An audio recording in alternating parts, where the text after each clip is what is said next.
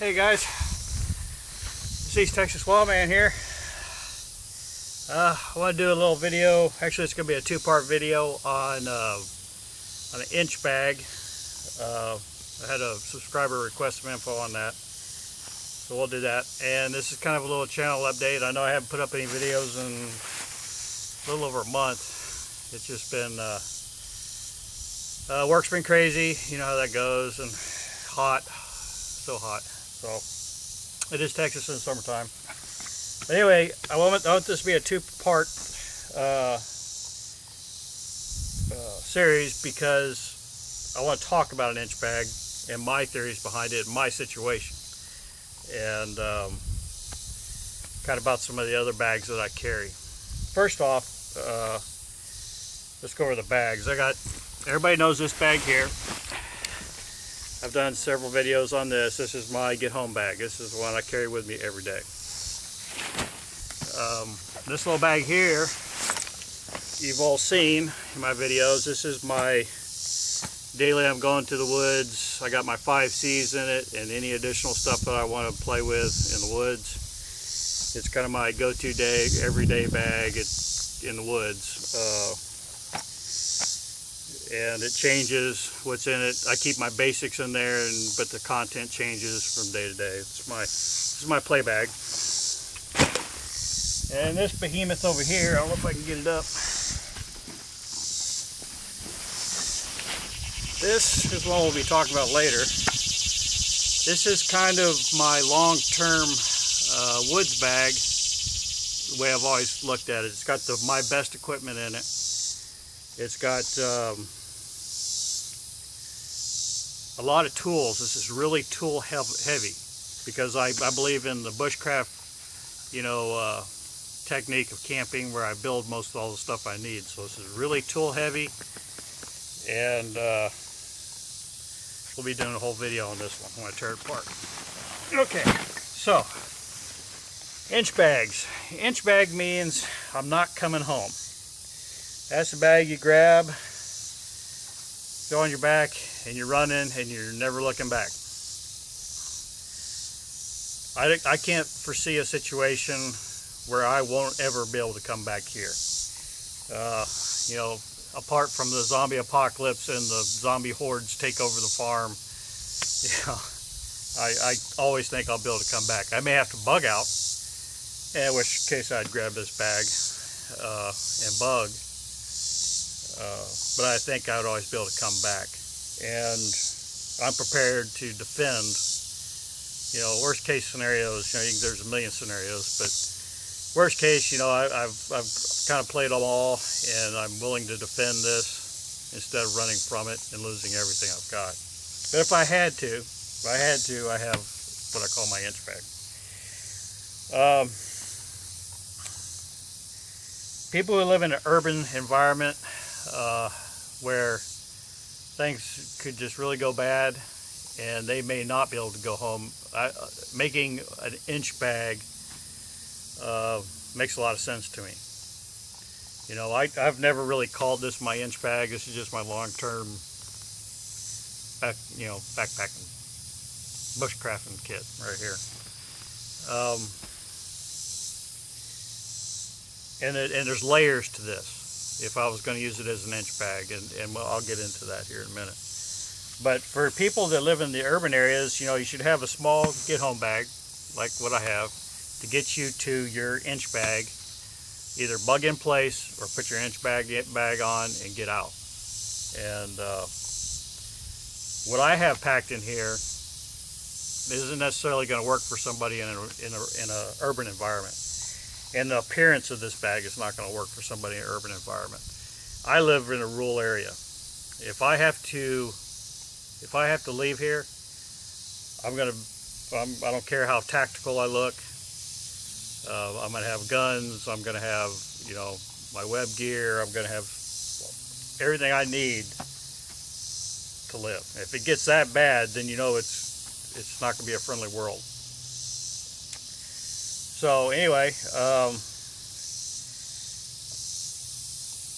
I can't foresee an instance where I'm going to have to grab that bag and just run.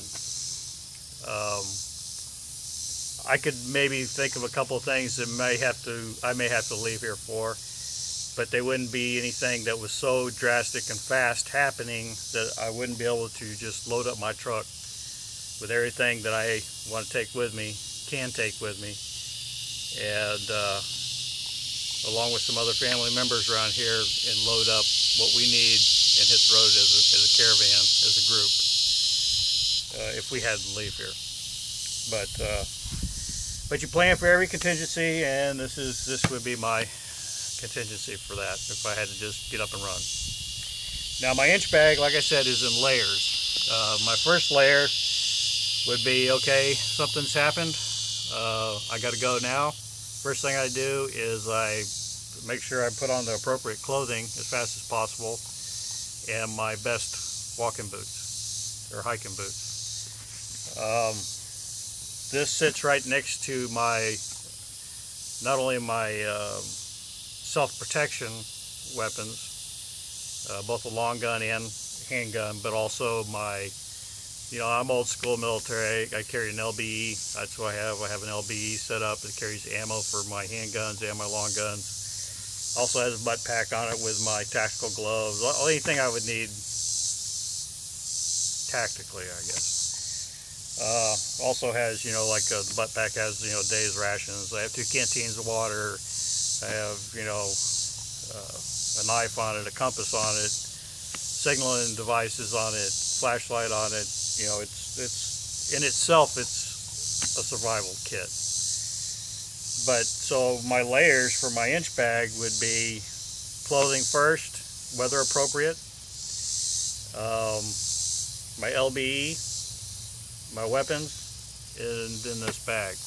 If I had time, I would throw a haversack on my shoulder and just start grabbing some other things that I'll go into later that could make my long-term survival easier. The inch bag to me is scary. If I have to leave here and I'm not coming back ever, and I gotta live out of this one bag, I've given myself some tools, but basically you're on the road, you're living by hand to mouth, whatever you can find, whatever you can catch, whatever you can hunt, whatever you can scavenge. It's just not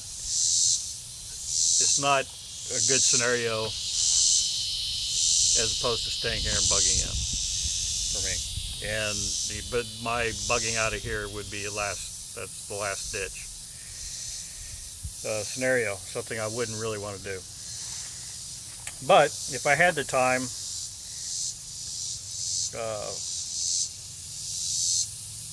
I would add a few things to this if I could. And I'd take some stuff out of my bug out bag, maybe a couple things out of my everyday bag that I carry with me. It's got my plant ID and my medicinal plant ID book in it, over here that I might want, and this has a few tools that I might want, and whatever, all kinds of stuff that I would be able to, if I had the time, I could throw into my bag or into a haversack to accompany this bag, or into my butt pack of my LBE.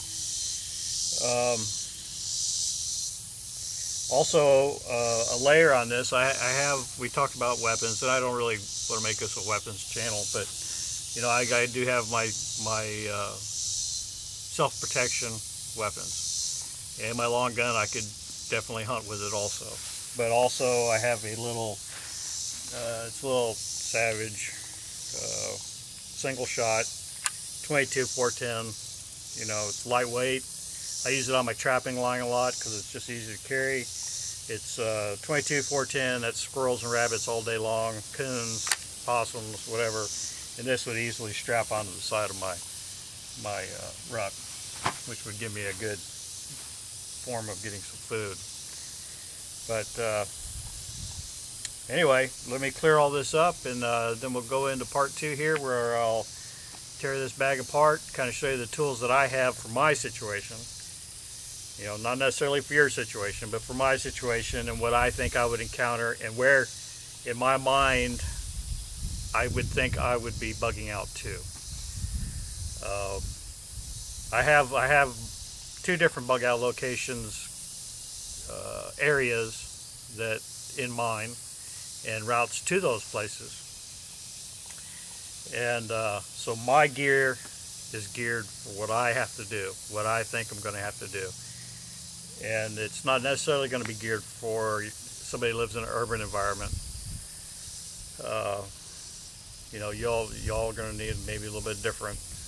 It's not going to be geared for somebody that lives in, the mountains or in a cold environment. It's not going to be for somebody that lives in a desert environment. It's not going to be for somebody, that's heading to the beach. This is different. This is set up just for me, for my plans, and what I need and what I think is important for me. So let me go ahead and we'll end this one, and I'll start part 2 here in just a minute. We'll show you what's inside the bag. Okay, guys. God bless.